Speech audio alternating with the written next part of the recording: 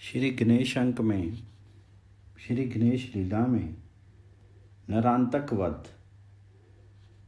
दैत्यराज नरांतक मन ही मन सोच रहा था, इस लोकोत्तर बालक ने ऐसा काल पुरुष उत्पन्न किया जिसने मेरे अगणित सैनिकों का भक्षण करके मुझे यहाँ आने के लिए वश कर दिया।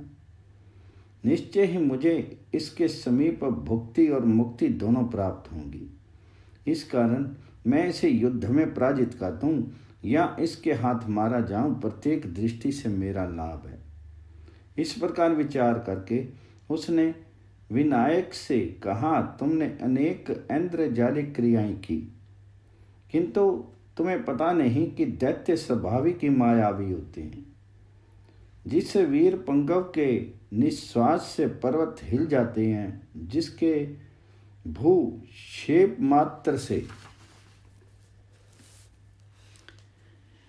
कांप उठते हैं और जिसके कराघात से धरती खंड खंड हो सकती है, उसके साथ तू अबोध बालक युद्ध कैसे कर सकता है? मेरे जैसे भयानक व्याघ्र के सम्मुख तो सुखपूर्वक कैसे रह सकेगा? तो नरांतक के सामर्थ्य वचन सुनकर के विनायक ने उत्तर दिया, अरे मूर्ख, तो व्यर्थी क्या बकता है? युद्ध के समय तुम्हारी शक्ति कहाँ चली गई थी? वीर पुरुष जल्पना नहीं करते, वे तो अपनी वीरता और पौरुष प्रकट करते हैं। प्रगाढ़ अंधकार को एक लघु दीप नष्ट कर देता है और मदमत गज सिंह शावक के भय से प्राण बचाए भागता फिरता है।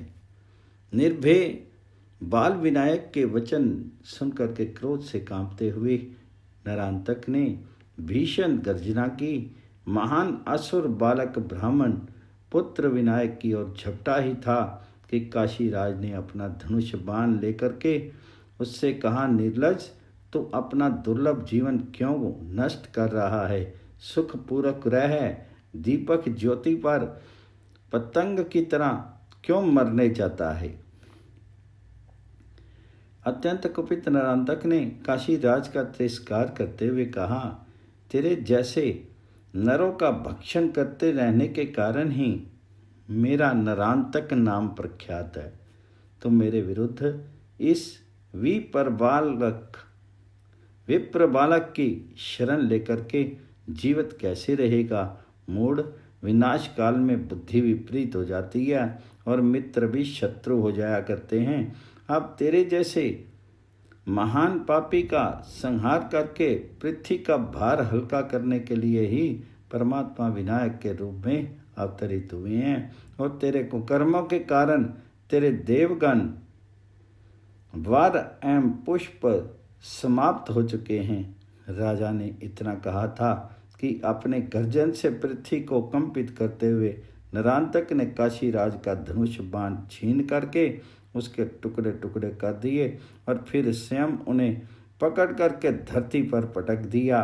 पर्वताकार नरांतक काशीराज के वक्ष पर चढ़ करके उन्हें मार डालने का प्रयत्न कर रहा था। प्रबलतम दैत्य के सम्मुख नरेश की दयनीय दिशा देख करके विनायक परशु लेकर के दौड़े। उनकी गर्जना से धरती, आकाश और समस्त दिशाएं कांपने लगी। सर्वशक्ति संपन्न विनायक ने सबकी दृष्टि शक्ति क्षीण करने वाली तेज से धड़कते हुए अपने परशु का दैत्यराज के विशाल मस्तक पर प्रहार किया। दैत्यराज आहत होकर के क्षण भर के लिए मूर्छित हो गया, किंतु दूसरे ही क्षण क्रुद्ध दैत्य उठ करके विनायक पर वृक्षों और पर्वतों से प्रहार करने लगा। वह अत्यंत चकित था कि वे पर्वत और वृक्ष विनायक के शीर को स्पर्श करने के पूर्व ही उनके दिव्य परशु के प्रखर धार पर सुमन सरीखे चूर्ण विचूर्ण होकर के बिखर जाते हैं। विनायक की वज्रदेह पर इसका किंचित भी प्रभाव नहीं पड़ रहा है। महादैत्य ने अनेक प्रकार के रूप धारण करके युद्ध करना प्रारंभ किया, किंतु वह जो जो रूप धारण करता, योगी राज विनायक भी उसी रूप में युद्ध कर उसका दर्प दलन करते जा रहे थे। उन्होंने नारायणतक के अस्त्रों का अस्त्रों से, शस्त्रों का शस्त्रों से निवारण किया। निराश होकर के महासुर माल्य युद्ध करने लगा, पर उसमें भी उसका वश नहीं चला, तो उसने पुनः पर्वतों एवं वृक्षों की वृष्टि प्रारंभ कर दी। विनायक उन सब का पद्म, पाश, अंकुश और परशु के प्रहार से निवारण करते जा रहे थे, किंतु उनके मन में चिंता हुई, इस नरांतक का अंत आवश्यक है, किंतु मैं जिन देवता आदिकों की अधिकार रक्षा एवं उनके निरापद सुख में जीवन के लिए युद्धरत हूँ, वे कहाँ गए। देव देव विनायक के चिंतित होते ही उनके कर कमलों में काल दंडोपम, शरपुरी तुनीर और स्वर्ण में पिनाक आ गया। उनके तेज से समस्त दिशाएं प्रकाशित हो गई। प्रसन्न मन विनायक ने उस धनुष का टंकार किया तो त्रिलोक्य कांपने लगा। उस समय देव देव विनायक साक्षात काल तुल्य प्रतीत हो रहे थे। उन्होंने नरांतक पर शर वर्षा प्रारंभ की। नरांतक के दोनों हाथ कट करके दूर जा गिरे और मस्तक उसके पिता रुद्रकेतु के सम्मुख गिरा, किंतु अत्यंत आश्चर्य की बात यह हुई कि उस वर प्राप्त असुर की नई भुजाएं और नया मस्तक पुनः निकल आया। असुर से क्रुद्ध होकर के पुनः पर्वतों की वृष्टि प्रारंभ कर दी। वृक्षों की वर्षा से अंधकार फैल गया। विनायक ने धनुष की प्रत्यंजा कान तक खींच करके तीक्ष्ण निशार छोड़ा। असुर के दोनों पैर कट गए। वे पैर आकाश में उड़ते हुए देवांतक के समीप गिरे। नरांतक बिना पैर के ही दौड़ा, किंतु उस मायावी के दोनों पैर पुनः निकल आए। क्रोध उन्मत्त असुर ने विनायक से कहा, तुमने मेरा अंग भंग करके अपना पौरुष दिखला दिया, अब मैं तुम पर आक्रमण करता हूँ, मेरा परकर्म देखो। क्रोध नरांतक ने असंख्य बाण वृष्टि की, किंतु धनुर्वेद विशारद बालक ने भी अद्भुत कौशल का परिचय दिया। उस असुर के सारे अग्निमुखी बाण बीच में ही कट गए। फिर विनायक ने एक बाण से उसका मस्तक काट दिया। वह मस्तक चीत्कार करता हुआ पुनः उसके पिता रुद्रकेतु के सम्मुख गिरा। वहाँ उसे फिर नया सिर प्राप्त हो गया। इस प्रकार सहस्त्र अधिक बार विनायक ने उसका शिरच्छेद किया, किंतु पुनः पुनः नए नए सिर निकलते आए।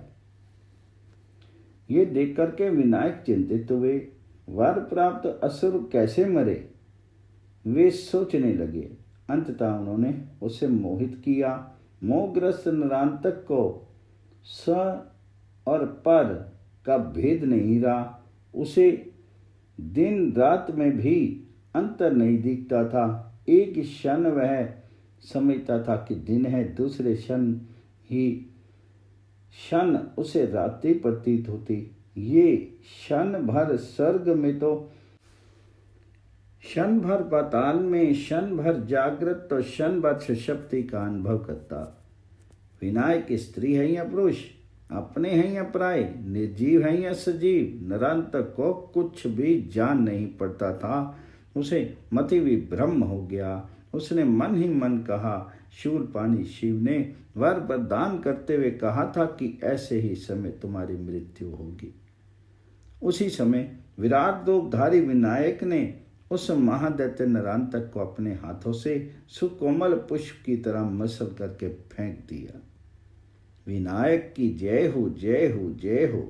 पुष्प वृष्टि के साथ देवगण विनायक के चरणों में प्रणाम करके उनका स्तवन करने लगे। तदनंतर काशीराज ने पुनः देव देव विनायक की पूजा की और अत्यंत विनय पूर्वक स्तवन करते हुए कहने लगे, प्रभु मेरी अत्यधिक पुष्प पुण्य उदित हुए हैं, जिससे मैंने आपके मन और वाणी से अगोचर विराट रूप का दर्शन प्राप्त किया।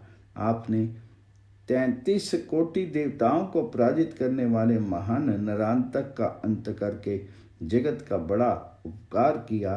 प्रभु, आप मुझे अपनी भक्ति प्रदान करें और मैं आपसे कभी पृथक ना होने पाऊं।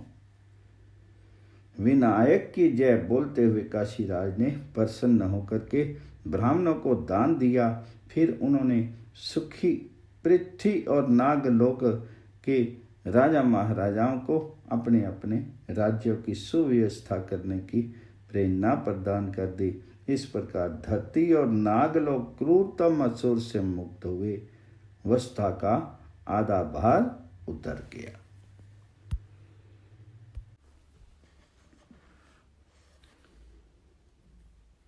मुनिवर रुद्रकेतु और उसके साध्वी सैद धर्मनी दोनों तपस्वी और धर्माचरण संपन्न थे। उन्हें पहले तो अपने पुत्रों का आचरण अच्छा नहीं प्रतीत हुआ, किंतु जब उनके दोनों पुत्रों ने त्रैलोक्य पर विजय प्राप्त कर ली, अपार धन एवं त्रैलोक्य व्यापी कीर्ति अर्जित करके माता पिता के लिए अपरिमित सुख सामग्री और साधन एकत्र कर दिए, तब वे बड़े प्रसन्न हुए। फिर देवांतक और नरांतक के दैत्य आचरण उन्हें अप्रिय नहीं लगते थे। वे सुख में जीवन व्यतीत करने के अभ्यस्त हो गए थे। इस कारण जब शारदा रुद्र केतु ने पृथ्वी और पाताल पर शासन करने वाले अपने प्राण प्रिय पुत्र नरांतक का निस्तेज छिन्न मस्तक देखा, तो दोनों ही मूर्छित होकर पृथ्वी पर गिर पड़े। कुछ देर बाद जब उनकी मूर्छा दूर हुई, तो मृत्यु वत्सा गौ की तरह व्याकुल होकर के शारदा नरांतक का मस्तक गोद में लेकर के विलाप करने लगी। वह नरांतक के वीरत्व और वैभवपूर्ण राज्य का गुणगान करती हुई रो रही थी, सिर धुन रही थी। रुद्रकेतु भी व्याकुल होकर के रोने लगे। वे नरांतक के गुणों का बखान करते हुए कह रहे थे, बेटा, तुम माता पिता को छोड़कर कहाँ चला गया? तुम्हारे नाम से समस्त वन पर्वत और शत्रु थर थर कांपा करते थे। ऐसा प्रबल प्रकर्मी तो भूल लुंठित क्यों है? सचमुच क्रूर काल की गति अत्यंत वक्र होती है। मेरे वंश और पृथ्वी का भूषण कहाँ चला गया? अत्यंत दुखी रुद्रकेतु अपनी पत्नी शारदा के साथ स्वर्ग में देवांतक के पास पहुंची। वहां अपने पुत्र का सिर लिए शारदा क्रंदन करने लगी। अनुज का मस्तक देख करके देवांतक का हृदय कांप उठा। वर प्राप्त अजय नरांतक की मृत्यु सहज नहीं, पर विश्वास हो जाने पर वह अनुज का सिर हाथ में लेकर के स्वयं रोदन करने लगा। हम दोनों साथ ही उत्पन्न हुए, साथ ही खेले, साथ ही सियाने हुए, साथ ही हमने तप किया, साथ ही जप किया और साथ ही त्रैलोक्य पर विजय प्राप्त की। मेरे लिए सदैव प्राण देने के लिए प्रस्तुत, अब तो अचानक मुझे छोड़ करके एकाकी कैसे चला गया? इस प्रकार भ्रातृ स्नेह से व्याकुल देवांतक को रुदन करते देख करके वीर सैनिकों ने उनसे कहा, सर्गदीप, वीर पुरुष युद्ध में शीत त्याग करने की चिंता नहीं करते।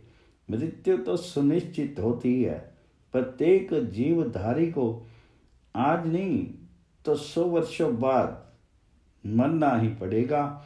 हमें शत्रु से प्रतिशोध लेना चाहिए, प्रतिशोध।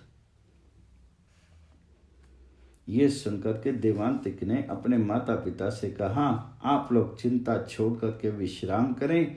मैं अनुज के हत्यारे का वध कर डालूंगा या स्वयं मर मिटूंगा। मेरी वक्र भ्रिकुटी देख करके त्रिलोक्य कांप उठता है। फिर मेरे को कुपित होने पर उस शूद्र नरेश और विप्र बालक की रक्षा कौन कर सकता है? दुर्दकेतु और शारदा आश्वस्त हुए। देवांतक ने पृथ्वी को कंपित करने वाली गर्जना की। उसने माता पिता के चरणों में प्रणाम करके तत्काल सशस्त्र वाहिनी प्रस्तुत करने के लिए सेनापति को आज्ञा दी। देवांतक की सेना समस्त आयुधों से सज्जित होकर के काशी के लिए प्रस्थित हुई।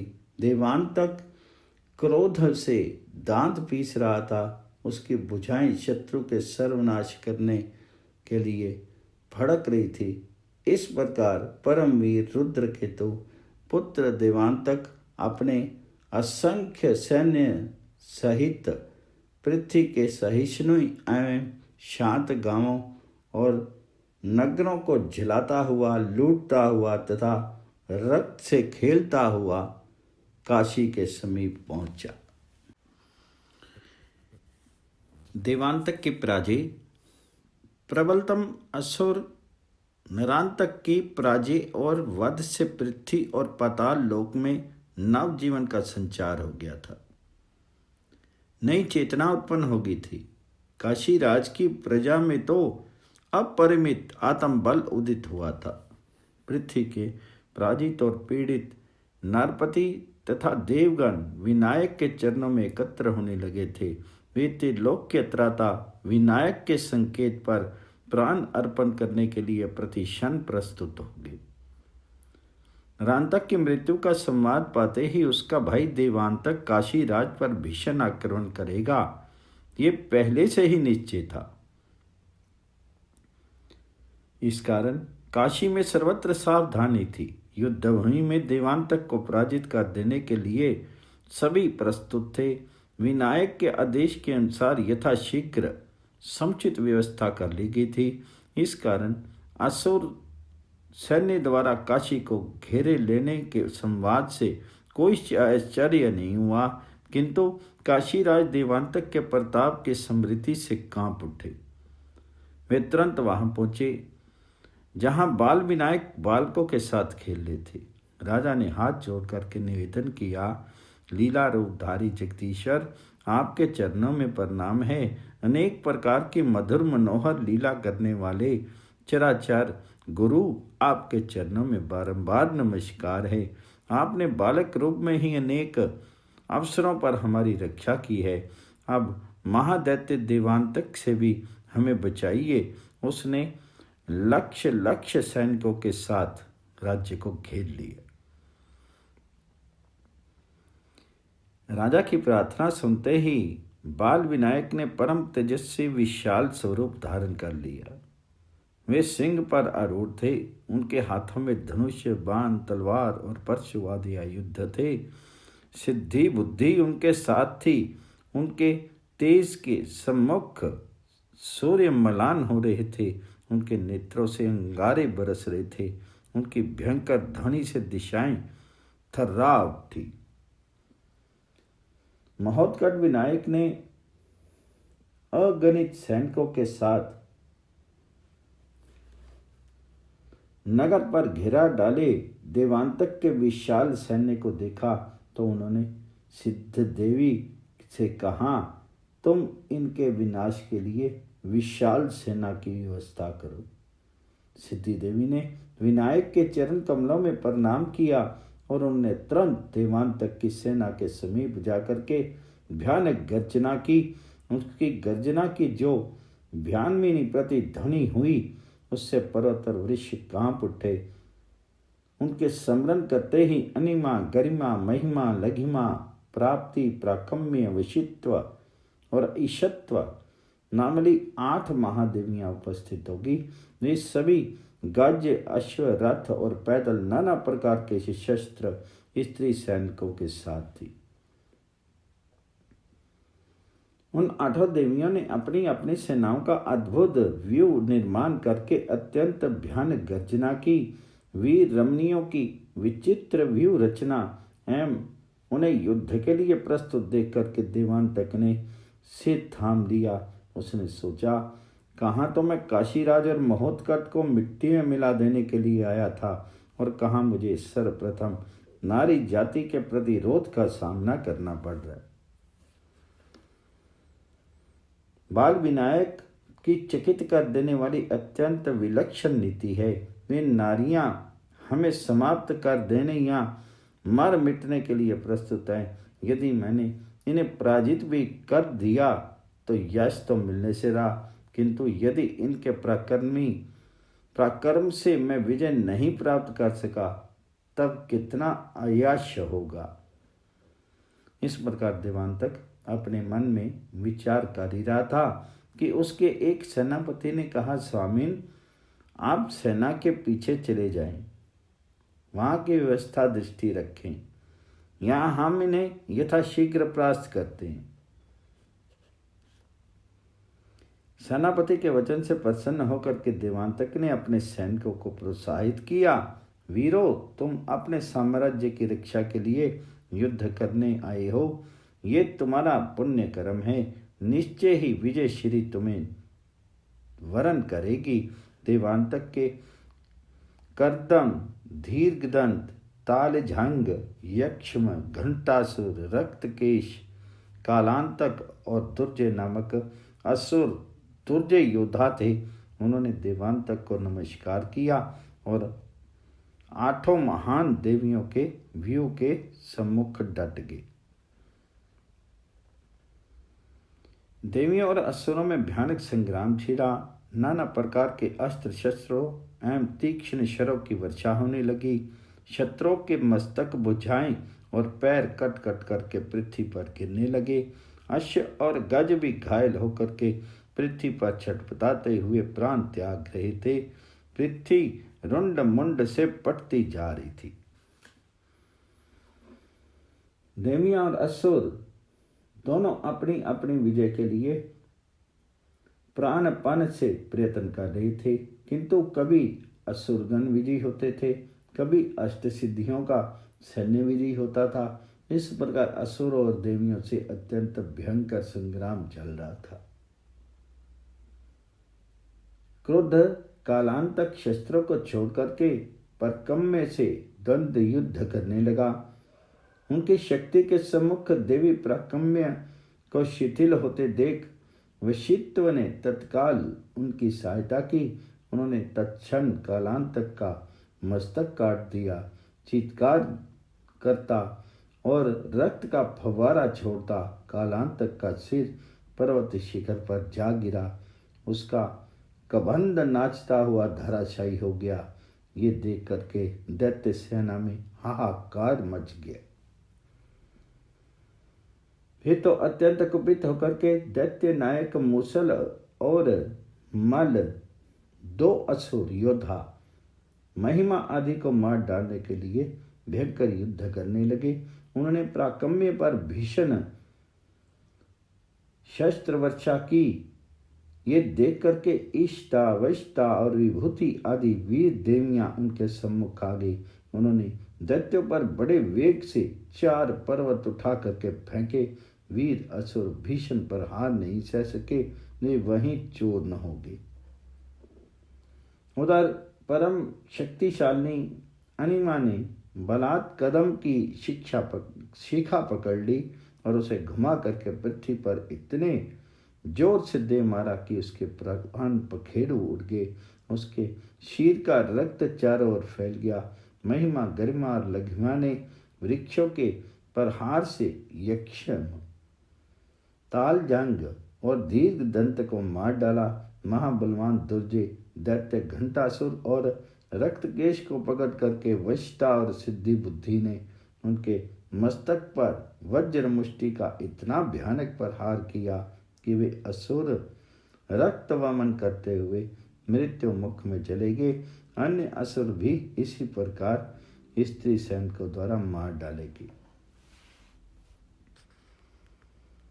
इस प्रकार परम तेजस्विनी देवियां और असुरों में 3 दिन और 3 रात्रियों के निरंतर भयानक संग्राम होता रहा। राक्षसी सेना तीव्र गति से समाप्त हो चली थी। ये देख करके देवांतक अत्यंत चिंतित हुए। वे अपने मन में तर्क करने लगा, मैंने अपने प्रभाव से देवताओं पर विजय प्राप्त कर ली थी, किंतु इस ब्राह्मण पुत्र की माया समझ में नहीं आ रही है। उसने केवल स्त्रियों से हमारी अगणित सेना का संहार करवा दिया, युद्ध सामग्रियां नष्ट कर दी। अब मैं स्वयं अष्ट सिद्धियों को मार विनायक को पकड़ करके स्वयं ले चलूं। स्वयं देवांतक अपने हाथ में तीक्ष्ण तलवार लेकर के दौड़ा। उसके गर्जन से देव समुदाय कांप उठा। उसने देव सैन्य पर इतना भीषण प्रहार किया कि रक्त की सरिता प्रवाहित हो गई। देवगण त्राही त्राही करते प्राण लेकर के भागने लगे। देवी गरिमा ने उसके ऊपर भयानक वृक्षों और पर्वतों की वर्षा की, किंतु देवांतक ने उसे खड्ग से ही चूर्ण कर दिया। महिमा ने उड़कर क्रूर दानवराज के मस्तक पर खड्ग प्रहार किया। देवांतक ने उस खड्ग को सिर से निकाल कर फेंक दिया। महिमा ने झटके से उसका खड्ग उड़ा दिया। अत्यंत कुपित होकर के चकित देवांतक ने धनुष उठाया और बाणों की वर्षा की। वह महान असुर एक एक देवी को 5-5, 7-7 और 10-10 तीक्ष्ण शरों से भेद रहा था। उस कारण अष्ट सिद्धियां व्याकुल होकर के वहीं मूर्छित हो गई। असुर ने प्रलंकारी गर्जना की। अष्ट सिद्धियों के मूर्छित होते ही देवगण युद्ध में डट गए। ये समाद पाकर के बुद्धि विधाता विनायक ने बुद्धि देवी को रण आंगन में भेज दिया। उन्होंने समर भूमि में इतनी भयानक गर्जना की कि दैत्य दल कांपने लगा। उनके मुख से एक अत्यंत शक्तिशाली वीर स्त्री प्रकट हुई। उनके केश धरती पर फैले हुए थे। विशाल मुख भक्षण करने के लिए प्रस्तुत था और नेत्रों से अग्नि की भयानक ज्वाला निकल रही थी। वे दैत्य सेना की ओर चली। उसकी महाभयानवी मूर्ति देख करके असुर भागने लगे। उन्हें प्राण रक्षा की कोई युक्ति नहीं दिखती थी। वे दैत्यों के समूह को उठा करके अपने मुंह में डाल लेती थी। वे राक्षसों को अपने पैरों और हाथों से मसलती हुई आगे बढ़ रही थी। संपूर्ण असुर सैन्य का विनाश कर उन्हें साक्षात मृत्यु की तरह अपनी ओर आते देख देवांतक उन पर भयानक बाण वर्षा करने लगा। शर वर्षा से वह अद्भुत हस्त लाघव का परिचय दे रहा था। अनवरत तीक्ष्ण शर उक्त भयानक देवी के शीर से टकरा करके गिर जाते। शरों का उनकी वज्र देह पर कोई प्रभाव भी नहीं पड़ रहा था। देवांतक के समस्त शर समाप्त हो गए, किंतु उन अद्भुत देवी पर उनका कोई प्रभाव नहीं पड़ा। तो भी मेरे उदर में चला जा, कहती हुई देवी देवांतक की ओर बढ़ी। देवांतक ने देखा दैत्य सेना का कहीं पता नहीं, सभी मार डाले गए और यदि कुछ बचे तो प्राण भय से भाग गए। और ये साक्षात मृत्यु सिर पर चढ़ी आ रही है। सर्था निराश, उदास और हतप्रद देवांतक प्राण भय से सिर पर पैर रख करके समर भूमि से भाग खड़ा हुआ। बुद्धि देवी ने विनायक के चरणों में प्रणाम करके निवेदन किया, प्रभु मैंने दैत्य दल का भक्षण कर लिया है। अब मुझे विश्राम करने के लिए स्थान दीजिए। दैत्यनाशिनी देवी देवदेव विनायक ने बुद्धि देवी से कहा, तुमने इंद्र से भी अधिक पौरुष दिखाया है। अब तुम विश्राम के लिए मेरे मुख में चली आओ। परम प्रभु विनायक की आज्ञा पाते ही बुद्धि देवी अत्यंत प्रसन्न हुई और जैसे बालक अपनी माता की गोद में सुखपूर्वक शयन करता है, उसी प्रकार से वे विश्राम करने के लिए सर्व लोक आश्रय विनायक के उदर में चली गई।